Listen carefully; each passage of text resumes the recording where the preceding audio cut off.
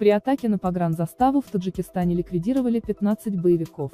Инцидент произошел в ночь на 6 октября на заставе номер 4 Ишкабод, расположенной в 50 километрах от Душанбе. В ходе столкновений погибли в том числе 2 силовика. Группа в составе 20 человек в масках и с огнестрельным оружием напала на пограничную заставу на границе Таджикистана и Узбекистана. Об этом сообщает Национальное информационное агентство Хавар со ссылкой на пресс-службу Государственного комитета национальной безопасности Таджикистана (КОН). Инцидент произошел в ночь на 6 октября в 3 часа 23 минуты по местному времени, 1 час 23 минуты МСК, на заставе номер 4 Ишкабод войсковой части пограничного отряда Султанабад.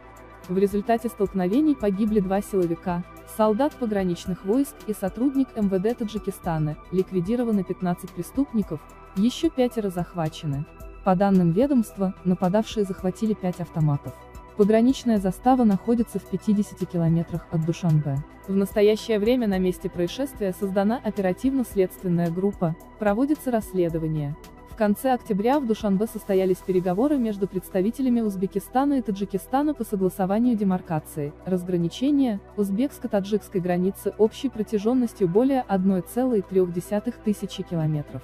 Договор о границе вступил в силу в 2009 году, тогда стороны определили 86% линии прохождения. В марте 2018 года президент Узбекистана Шавкат Мирзиёев и лидер Таджикистана Эмомали Рахмон подписали договор об отдельных участках таджикско-узбекской границы. Главы государств договорились о поэтапном возобновлении работы всех 16 пунктов пропуска на границе. Рахмон отмечал, что этот договор поставил точку практически во всех нерешенных вопросах по общей госгранице. Тогда же лидеры заключили соглашение о безвизовом пребывании в течение 30 дней граждан обеих стран на территории Таджикистана и Узбекистана.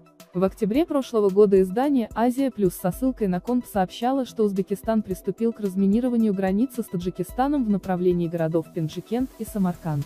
В конце 1990-х годов по инициативе Ташкента отдельные участки вдоль таджикско-узбекской границы были заминированы. Узбекская сторона объясняла свои действия желанием защититься от проникновения боевиков из Таджикистана. Изначально работы по разминированию планировали завершить к концу 2019 года.